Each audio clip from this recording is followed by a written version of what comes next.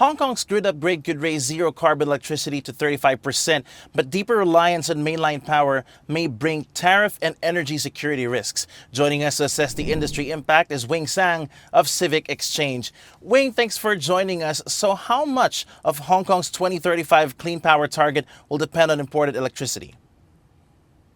Hong Kong has long relied its electricity imported from the Chinese mainland, and the cross-boundary cooperation makes today's current fuel mix of zero carbon energy in Hong Kong for around 25%.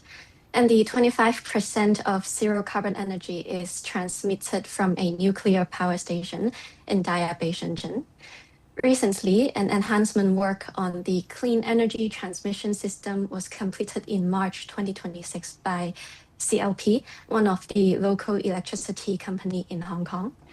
The enhancement work involves the replacement of overhead lines, which would increase the transmission capacity. And after project completion, it will increase the share of imported zero carbon electricity to 35%.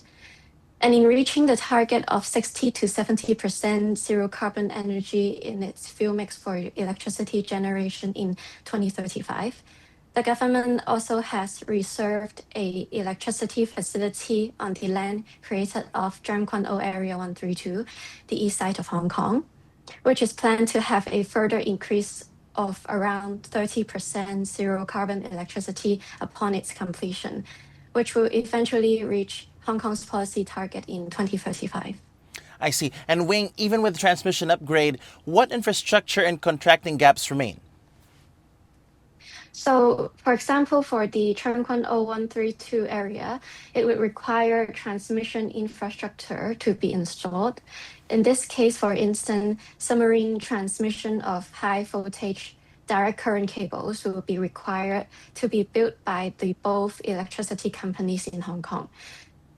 And implementing these requires system planning and preparation works, such as the environmental impact assessment that assess the feasibility of proposed construction in a certain area. Energy facilities require 10 to 15 years to plan, construct, and commission.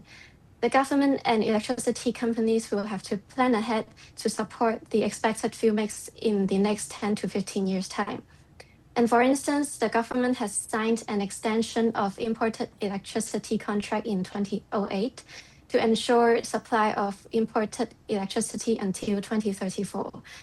And the government is replicating this model to the Tseung Kwan O Area 132 as they acknowledge the need for a long-term planning on an electricity facility.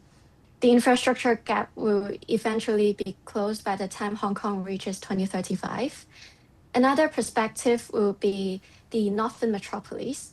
This is a new town development area which will host numerous data centers and enable cross-boundary data flows to support innovation in the future.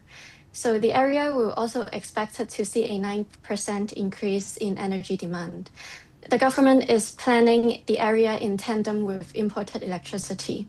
And in this case, the government must also conduct early system planning to the additional grid capacity from Tseung Kwan O Area 132 to ensure grid stability and security.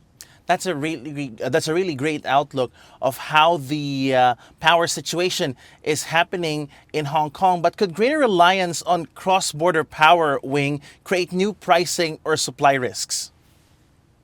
Yep, so increased dependence in any energy system will create challenges to electricity supply reliability. Local companies have a set of protocols to mitigate any incidents when the supply reliability is ruined. The scheme of control agreement is a contractual agreement and signed between the government and the local electricity companies in Hong Kong.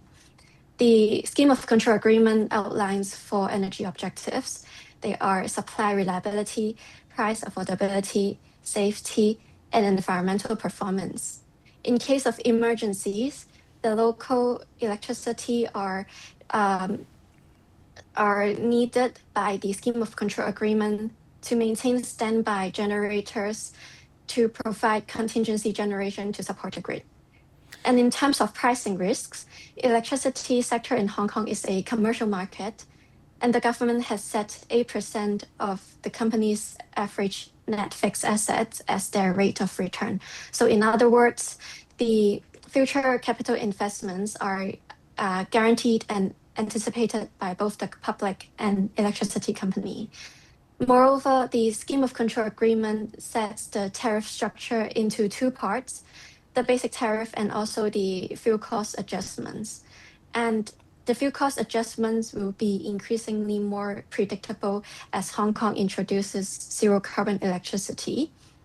And we believe that introducing zero carbon electricity will provide more certainty amidst geopolitical tensions and will minimize the risks of unstable electricity to the customers in Hong Kong. Wing, great insights as always. Thank you very much for sharing your thoughts with us. Thank you. Again, that was Wing Sang, Assistant Manager at Civic Exchange. For more news, visit hongkongbusiness.hk.